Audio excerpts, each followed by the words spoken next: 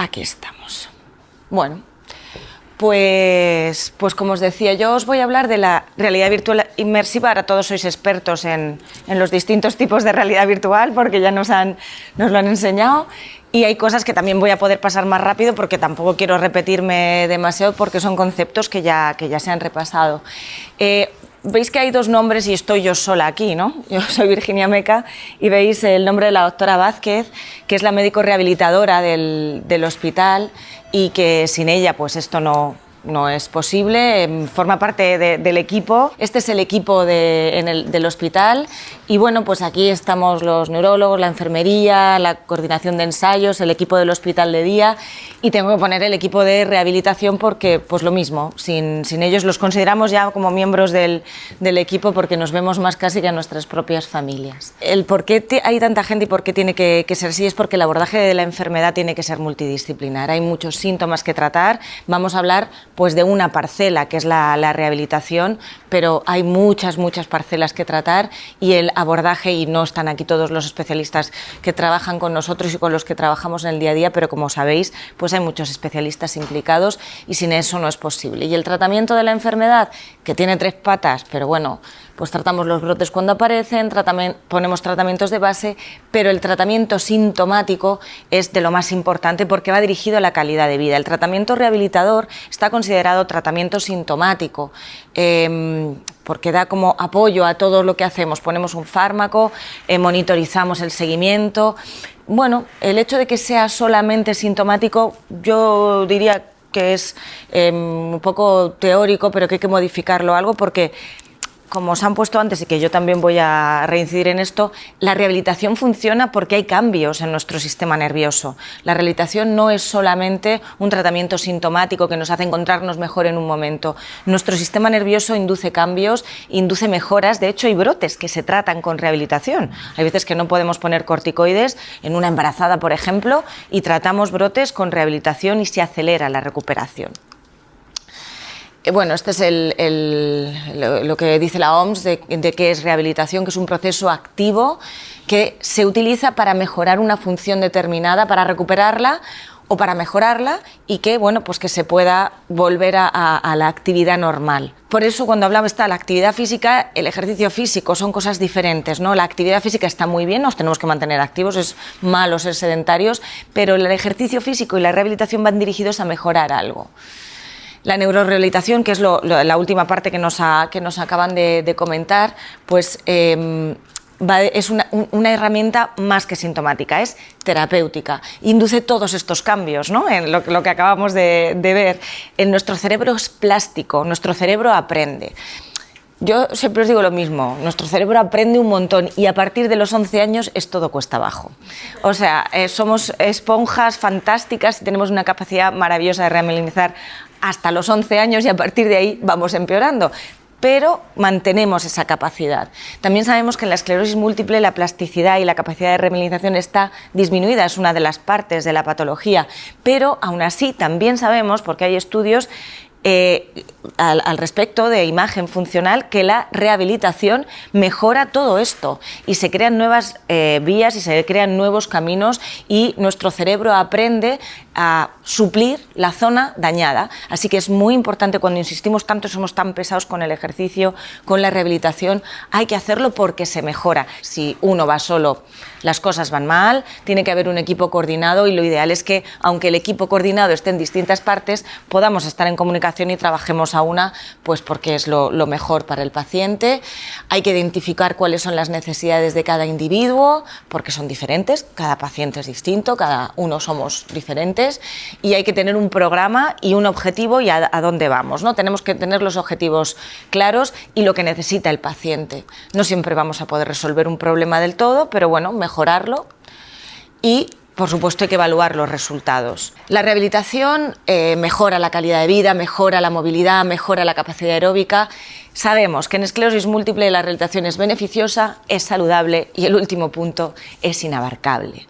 Por lo que os decía, es una enfermedad crónica. No se puede parar de hacer la rehabilitación, no nos hemos roto un hueso. Tenemos una enfermedad que tiene que estar constantemente aprendiendo y ese circuito nuevo que hemos creado tenemos que mantenerlo ahí porque lo vamos a perder si dejamos de hacerlo.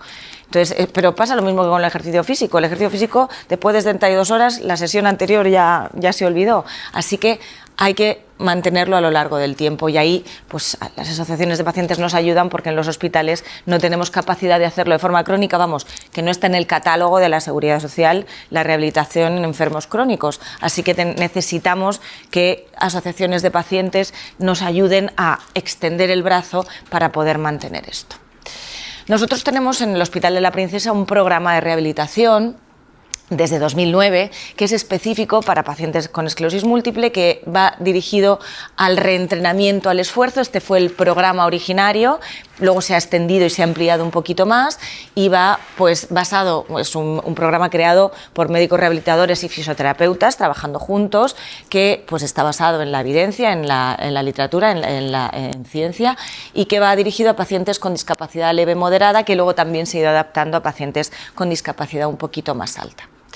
Es un programa específico que entrena fatiga, entrena ataxia, espasticidad y también la paresia. Ya os decía, al principio iba como muy dirigido a la fatiga, pero luego se ha ido ampliando a otros aspectos, la propiocepción, que es difícil, muy difícil de mejorar y muy difícil de entrenar, que bueno, puesto que no está en la cartera de servicios la rehabilitación y este programa dura 4 semanas, intentábamos periódicamente volver a remitir, intentar repetirlo, a veces pues lo deniegan y lo tiran para atrás.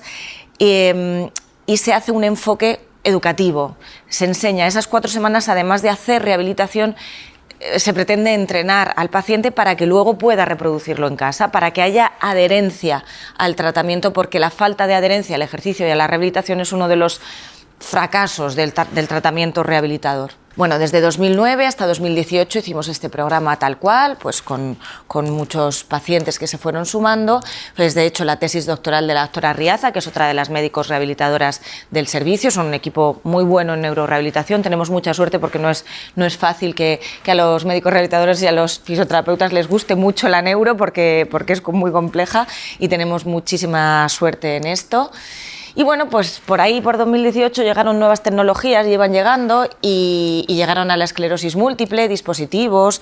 Y bueno, pues yo en 2018 estuve pues trabajando en un programa educacional con Roche, con realidad virtual. Esto es un ejemplo de realidad virtual inmersiva. Esto es un vaso sanguíneo y yo estaba metida ahí dentro con unas gafas de realidad virtual.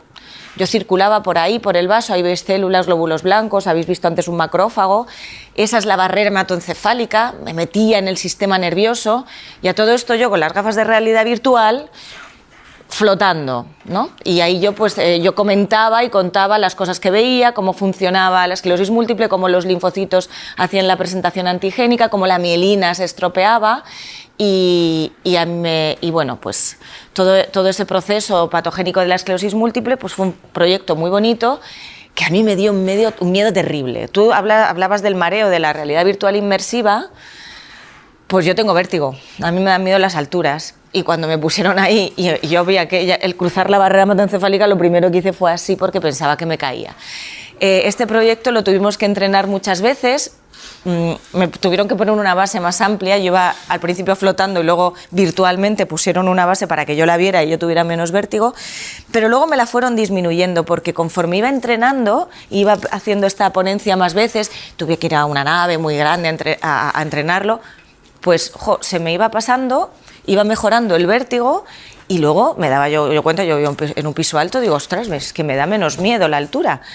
Y dije, ostras, si yo he mejorado mi vértigo con un entrenamiento diario, ojo, que esto lo repetí muchas veces, esto no fue fácil, no fue nada fácil para mí, me costó un montón.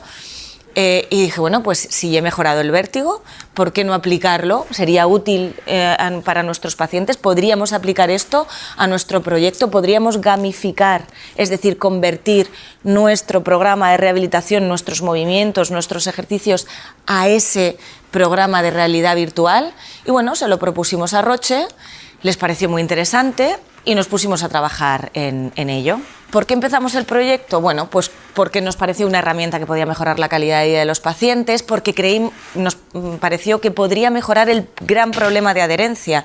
Si conseguimos gamificar un sistema de rehabilitación a unas gafas de realidad virtual y lo convertimos en algo accesible, algo interesante, algo divertido, algo que para el paciente no sea una carga y que bueno, le permite evadirse y algo diferente, ¿no? Que fuera algo diferente y además que el paciente tuviera más fácil en casa, pues quizá podríamos mejorar esa adherencia. ¿Y por qué rehabilitación con realidad virtual? Porque se crea una percepción del mundo, es el mundo que conocemos, pero con el que interaccionamos y que, bueno, que es una realidad paralela que nos permite activar un poquito más la actividad cerebral. Digamos que la teoría con la realidad virtual, que luego veremos qué pasa con los resultados, ojo, la teoría al principio es que puede acelerar esa recuperación. Yo lo cierto es que yo nunca había hecho ninguna terapia para mejorar mi vértigo, ahí estaba, vivía con él, y no sé si una terapia convencional hubiera sido igual de buena que la realidad virtual. Ahora vamos a verlo porque hemos podido hacer un estudio. Hay muchísima literatura al respecto con la realidad virtual. En neurología, lo que nos han contado, de hecho, hay muchísima literatura y mucha realidad virtual en ictus. La realidad virtual que se utiliza en el ictus es muy unifunción. También tened en cuenta, bueno, cuando uno tiene un ictus, pues hay una debilidad en un lado, en una mano, en una pierna. No suele ser muy global y van dirigidos a una función concreta. En Parkinson, efectivamente, hay mucha experiencia. En Alzheimer también hay experiencia de realidad virtual, pero es bastante más compleja. En los niños, en la patología neuromuscular también lo hay. Y bueno, en realidad se ha ido aplicando. En esclerosis múltiple, cuando nosotros empezamos, había muy poquita evidencia. Fijaos, cuando empezamos en 2018 había 3 estudios, poquita cosa. Bueno, es muy difícil hacer, esto es un metaanálisis, esto es una realidad, una revisión de toda la literatura que hay en realidad virtual en esclerosis múltiple. Y es muy difícil hacer ensayos en rehabilitación. Hasta que uno, yo decía, pero ¿cómo que es difícil? ¿Qué es esto? Hasta que uno no se pone a hacer un ensayo en rehabilitación no se da cuenta de lo dificilísimo que es. Y este metaanálisis, que incluye un montón de terapias, pues muestra todas las dificultades para dar evidencia a la realidad virtual o a cualquier técnica. Sabemos que es beneficiosa, pero es súper difícil demostrar cuánto de beneficioso es. Ahora mismo hay muchísima más literatura sobre realidad virtual y más que habrá y más que hay ahora. Ayer justo no hice, pero cada vez que hago una revisión sobre cuánta evidencia hay muchísimos más estudios. Pues con la poquita evidencia que había en aquel entonces empezamos a hacerlo. Como el objetivo era crear algo distinto, algo divertido, algo que no fuera un supermercado al que vas a coger las cosas o tu casa en el que vas a poner un libro porque consideramos que podía ser algo, o pretendíamos que fuera algo más divertido, pues creamos 2 mundos virtuales. Los ejercicios estaban basados en nuestro proyecto de rehabilitación, es decir, eso se llama gamificar, ahí lo aprendimos, yo no sabía que era esto. Gamificar es trasladar un ejercicio a este sistema de realidad virtual. Los ejercicios se fueron testando y se fueron evaluando con pacientes. Los pacientes nos ayudaron a hacer esto. Había ejercicios de pie, sentado y en el suelo. Y según la discapacidad de cada paciente hay ejercicios, o sea que para empezar a hacer los ejercicios tienes que establecer y que indicar cuál es tu discapacidad y te da una serie de ejercicios y hay algunos que no se pueden hacer por determinados tipos de discapacidad. Estos son los mundos, esta es lo que se ve, ¿no? Todos los ejercicios los explica un avatar, porque este es el modelo de casa. En el modelo del hospital, que ahora también os lo mostraré, hay 2 modelos diferentes. Está el fisioterapeuta que explica los ejercicios tantas veces como haga falta. Pero en casa alguien tenía que hacerlo y este avatar te los explica y puedes darle a repetir la explicación cuantas veces quieras. Y si no, pues a empezar el ejercicio. Es intuitivo, es fácil de aprender, pero bueno, igualmente es necesario repetir y se puede repetir cuantas veces se quiera. Incluye ejercicios de fisioterapia para mejorar la fuerza, el equilibrio y la coordinación. Y además también hay ejercicios cognitivos. El proyecto queríamos que fuese global, porque la cognición pues también es muy difícil de entrenar, para mejorar la atención, la memoria y la velocidad de procesamiento. Y son ejercicios coordinados. Uno no hace o físico o cognitivo, sino que incluimos, y eso va sobre todo en la dificultad y en la velocidad del ejercicio, también entrenamiento cognitivo. Además, la herramienta te da refuerzos positivos.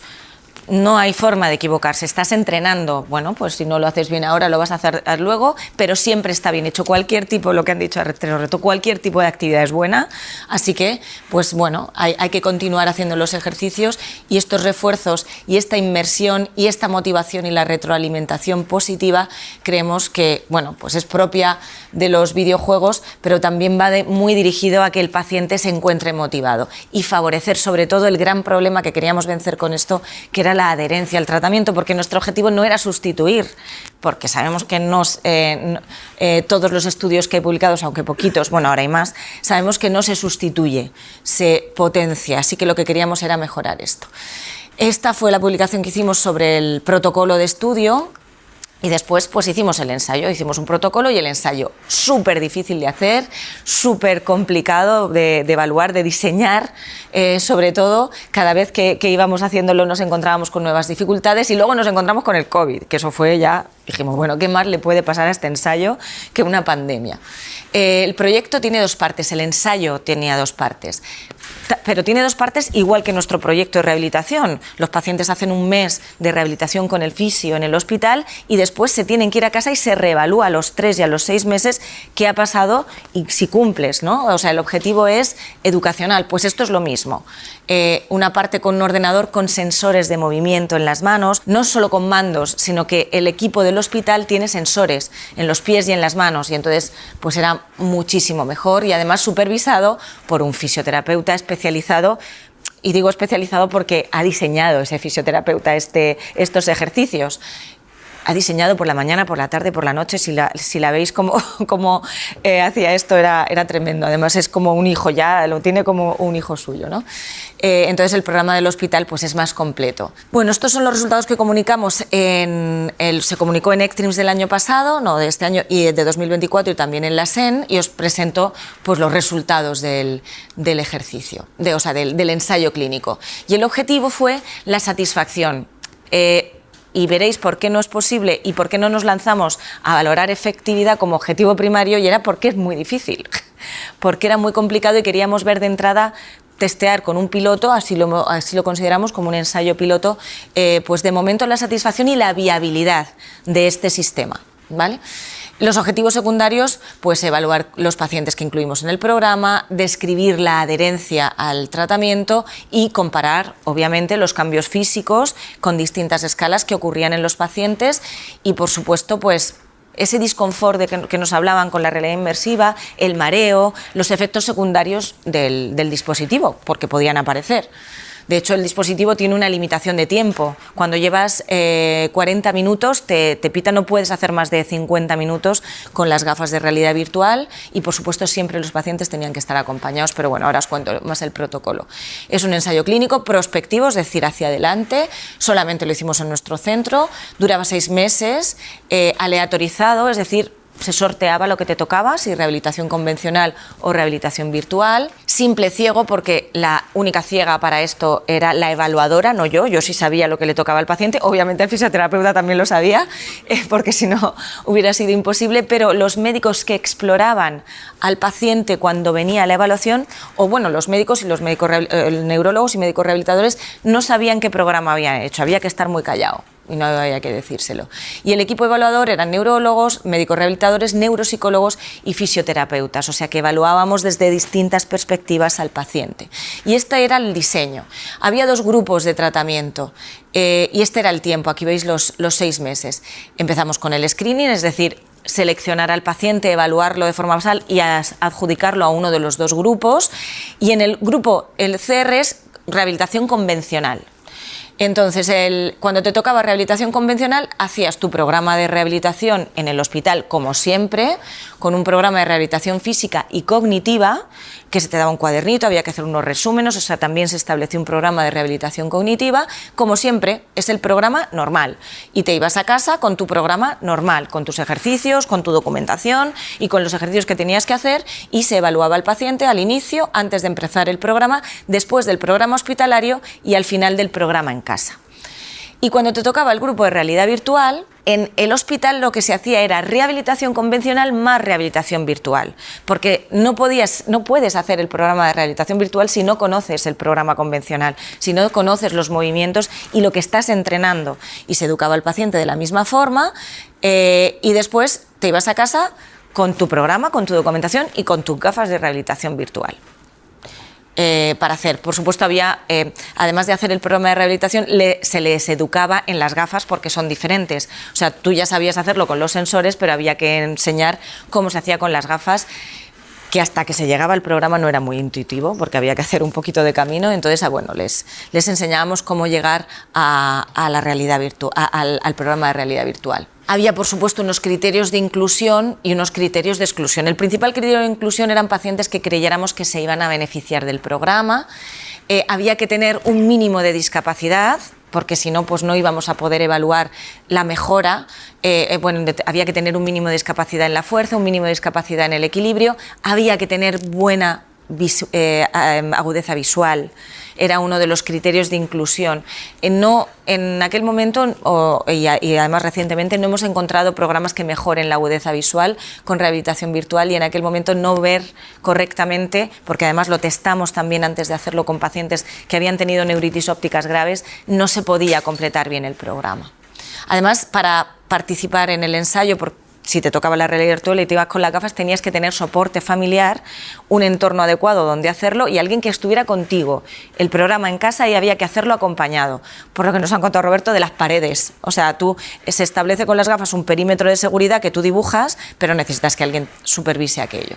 Evaluables fueron 33 pacientes, hubo 22 en el grupo de realidad virtual y 11 en el grupo de rehabilitación convencional. Y bueno, estas son las características de los pacientes, que fueron bastante equilibradas, y para eso sirve el sorteo, ¿no? La aleatorización. La mitad de los pacientes tenían esclerosis múltiple en brotes y la otra mitad tenían formas progresivas. La mayor parte de los pacientes estaban tratados y la EDSS, la escala de discapacidad, estaba en torno a 4 en los dos grupos. O sea, estamos hablando de una discapacidad moderada. Después de 6 meses del programa de rehabilitación, los pacientes estaban bastante satisfechos. La escala de satisfacción que utilizamos, o sea, el endpoint primario, el objetivo primario, fue muy positivo a favor del programa. El cumplimiento fue súper alto, o sea que pasábamos una escala de cumplimiento de cuántos días habías hecho los deberes y cuántos días habías entrenado, y nos salía un buen cumplimiento, pero sin diferencias entre los dos grupos. O sea, tanto los que hacían rehabilitación convencional como los que hacían rehabilitación virtual cumplieron. Y el sistema de rehabilitación virtual sí nos decía cuántas veces se conectaban, las gafas sí nos lo decía, pero el de rehabilitación convencional era la palabra del paciente y nosotros obviamente nos lo creemos, y ahí pues hubo un alto cumplimiento, no fue significativa la diferencia. En cuanto a la calidad de vida, hubo pequeñas variaciones en calidad de vida, pero mejorías, y mejorías en los dos grupos con respecto al inicio. Es decir, que cualquier tipo de entrenamiento, eso significa que cualquier ejercicio que hiciéramos, virtual, convencional, lo que sea, fue beneficioso y mejoró la calidad de vida de los pacientes. Y esa mejoría de calidad de vida fue mejor a un mes, es decir, después del ejercicio en el hospital, que a los 6 meses. Las mejorías se notaban más cuando el paciente acababa de terminar el programa de entrenamiento con su fisio, que a los 6 meses que estaba solico en casa. En cuanto a los resultados por ejemplo, de fatiga, hubo mejoría un poquito más en el grupo de rehabilitación virtual, pero no hubo diferencias significativas entre los dos grupos, es decir, la fatiga mejoraba con los dos tipos de ejercicio, un poquito más con una, pero no hay diferencias significativas. Y también la fatiga mejoraba más a un mes que a los 6 meses. Tened en cuenta que el programa del hospital incluye una parte aeróbica, incluye bici, y la parte en domicilio no necesariamente. O sea que la fatiga mejoraba más a un mes después del programa del hospital que a 6 meses. También hubo mejorías, hubo una mejoría estadísticamente significativa en el grupo de rehabilitación convencional frente al grupo de realidad virtual en la discapacidad, en la EDSS. Ahí sí que hubo una mejoría a un mes. Hubo diferencias estadísticamente significativas después de terminar la del hospital. Para nosotros esto tiene sentido porque tened en cuenta que probablemente el grupo de entrenamiento de realidad virtual tenía más tiempo con el fisioterapeuta que en la rehabilitación convencional, porque tenía que hacer doble rehabilitación, tienes más refuerzo de tu terapeuta. Y el resto de las escalas hay cierta mejoría a un mes, ojo, insisto.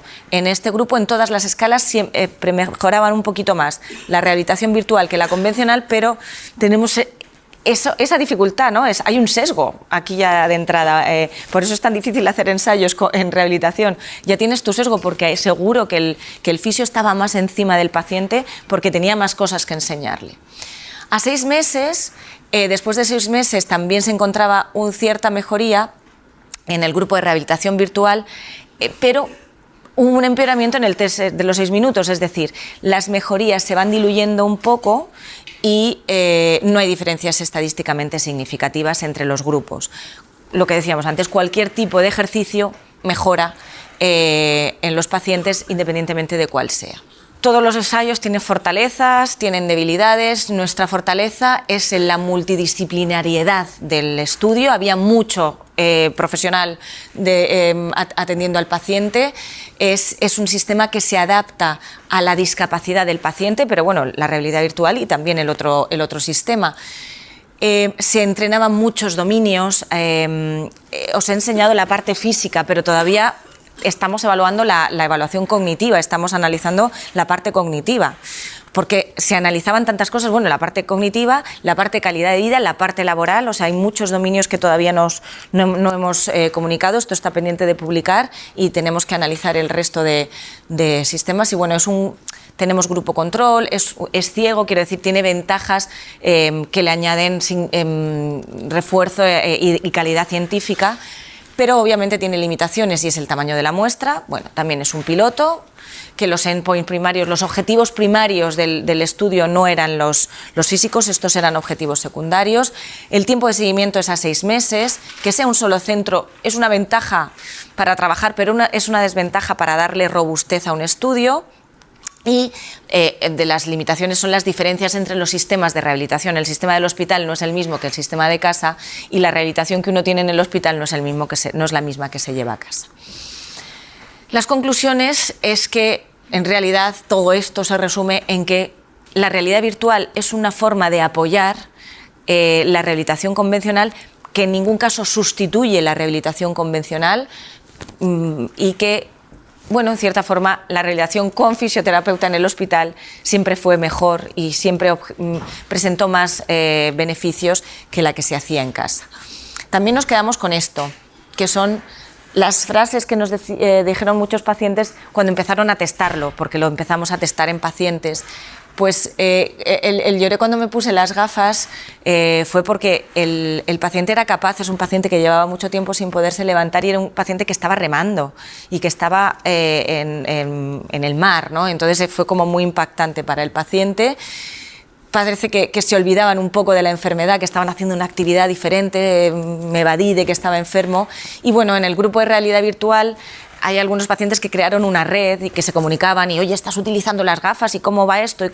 Y bueno, pues durante una pandemia, cuando uno está solo, si te puedes comunicar y para hacer este tipo de cosas, que era algo más lúdico, pues parece que les ayudó un poquito. Así que bueno, pues nos quedamos también, además de con los resultados objetivos y fríos, con este tipo de feedback. Así que bueno, la rehabilitación neurológica es necesaria, forma parte del abordaje que hay que hacer, debe hacerse desde un abordaje multidisciplinar, mejora la calidad de vida, pero también mejora la función, hay que ajustarla a las necesidades del paciente y la realidad virtual es un complemento, sea la que sea, es un complemento pues para intentar mejorar la adherencia, para intentar mejorar la accesibilidad, pues porque es complejo, ¿no? Y estos sistemas pueden ayudar y llevar a casa pues un hábito, a lo mejor para convertirlo en un hábito y en algo divertido, y el sistema inmersivo pues además eso, le da esa parte lúdica que puede ayudar a mejorar la adherencia. Y bueno, pues eso es todo, empecé con el equipo y termino también con el equipo. Muchas gracias.